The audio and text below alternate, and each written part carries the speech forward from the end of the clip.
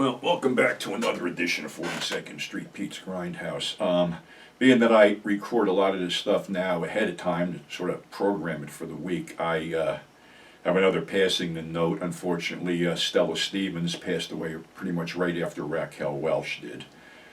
Stella was another huge sex symbol in the business. Remember her, I think it was in Slaughter with Jim Brown. She did a lot of stuff, basically starred with everyone, and unfortunately she's no longer with us. And I made a mistake. I said that basically the only sex symbols of that era that I thought were still around were Elke Summer and Ursula Andress, but Mamie Van Doren is still with us, and so is Anne Margaret. So I was wrong on that occasion. But, you know, I Raquel Welch out over the last few days watching a bunch of her stuff, and I put on the two westerns, Hannie Caulder and Bandelero. Hannie Caulder is interesting because it was a British production, Tygon Films, who usually just did horror films, and this was a vehicle for Raquel, put together by her husband at that time, Patrick Curtis, and the director was Burt Kennedy, one of the great Western directors. And this was shot, it might have been the Canary Islands or something. It was shot by a body of water, and it was supposedly set in Mexico. But the premise is that basically there's these three outlaw brothers, Frank, played by Jack Elam, Rufus, played by Strother Martin, and Emmett, played by Ernest Borgnine. Three great career heavies who pretty much play this as the psychotic Three Stooges. They can't do anything right. They're constantly fighting with each other. They rob a bank in Mexico and don't get anything. And of course, when they're escaping, Frank gets shot in the leg. And they ride onto this ranch run by Hannie Caulder and her husband. They blow the husband away. They take turns raping Hannie and leave her to die after torching the ranch. She is found by bounty hunter Thomas Luther Price, played to the hilt by Robert Culp. She wants to learn how to shoot and go after these three, and he is loath to teach her that, but eventually caves in, but has to take her to Mexico to see this gunsmith played by Christopher Lee named Bailey in his only Western. He had a connection to Tygon Films is what it was. So while they're down there, the Clement brothers decide to rob a stagecoach and fail miserably with that. And it gets to the point where they're being pinned down by heavy fire, and Rufus and Frank are having a fist fight while bullets are whistling around them, so they retreat from them. The next stunt is that Emmett asks Frank where they can get some dynamite because they're going to blow up a fucking safe. Well, they blow up a safe, and if you wonder where Kurtland Smith got the line, "You blow up the fucking money" in RoboCop, look no further, because Ernest Borgnine turns around to Frank and he goes, "You fucking," he didn't say fuck, "you dummy, you blew up the money, you dummy, you dummy," that type of thing.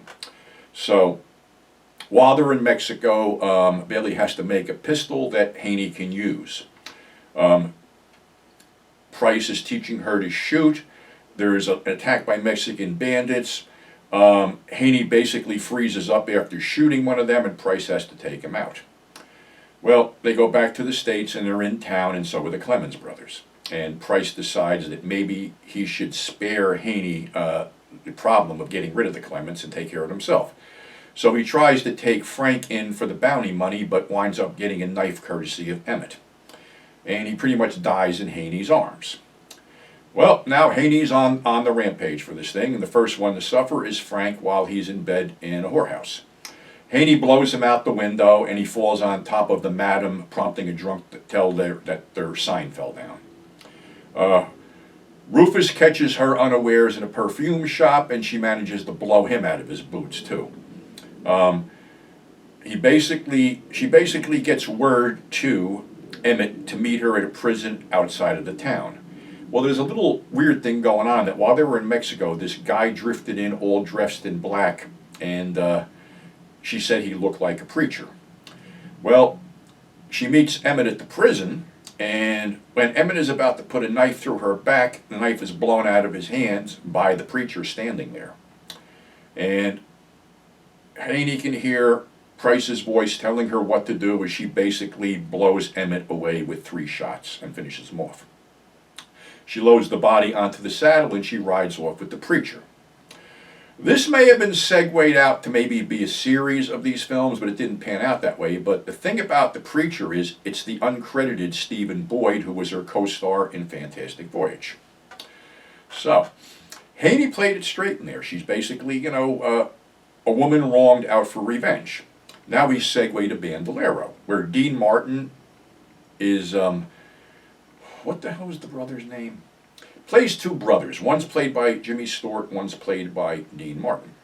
And Dean Martin and his gang robbed the town and inadvertently, in the way, killed Raquel Welch's new husband, Mr. Strode. So they were all locked up, and the sheriff, George Kennedy, has the hots for Mrs. Strode, who is from Mexico. And Raquel plays this with the whole Mexican accent and things like that. Well, Mace, the other brother of Dee, played by Dean Martin, Jimmy Stewart, waylays a hangman on the way to town to hang the gang, and basically takes over his thing and slips Dee a gun where they escape. Well, while the sheriff and the posse are out chasing the gang, Mace decides to rob the bank because it's easy, and he hooks up with Dee later, and he prevents a couple of the gang members from having their way with Mrs. Strode. But the posse is being stalked by the Bandoleros, a bunch of bandits who basically hate gringos and basically kill the two that tried to go back and take another two out by jumping them off rocks. Well, now the sheriff and his deputy Roscoe, played by Andrew Prine, realize they got to go straight ahead. So they get to the village, get the drop on everybody, but what they don't know is that in the interim, Mrs. Strode has fallen in love with Dee. And Dee has tossed the saddlebags full of money over this parapet where they're just hanging there. So there's a huge thing where basically they're all captured, and Dee refuses to tell him where the money is, and then relents and he goes, it's up there, and he goes, well, I may as well just give it to you because I really didn't know how easy it was to rob a bank. And there's a bunch of interplay going back between Stewart and Martin, which is pretty funny and interesting sometimes. But then the Bandoleros attack, killing Roscoe first, and basically it's a shootout. One bandit gets a hold of Mrs. Strode and is about to rape her when Dee runs into the mix. There's a huge fist fight, and Dee winds up getting stabbed in the gut. Mrs. Strode picks up the drop gun and basically wastes the bandit leader, causing the attack to stop. But by then, everybody's dead or mortally wounded, and they ride off into the sunset. But her lover, the guy she really fell in love with, is dead and buried, as is all the gang and most of the posse. This was a sort of turning point in Raquel's career because she was a little bit aloof at that point and didn't want to sign autographs till Jimmy Stewart took her to task and said, you don't want to sign autographs, these are the people that pay your salary, and when you don't sign autographs, they're not going to be paying your salary. So she became a little bit more humble, and you get dressed down by Jimmy Stewart, you figure you're getting dressed down. But these two films are still available on DVD and Blu-ray, and hang out to your physical media, boys and girls, because there's going to come a time when it ain't going to be available, and then you're stuck with streaming, and when they stop streaming certain stuff, it'll be all over. So that's our show for today. So until next time, stay safe. Thanks for subscribing, and we'll catch you on the flip side.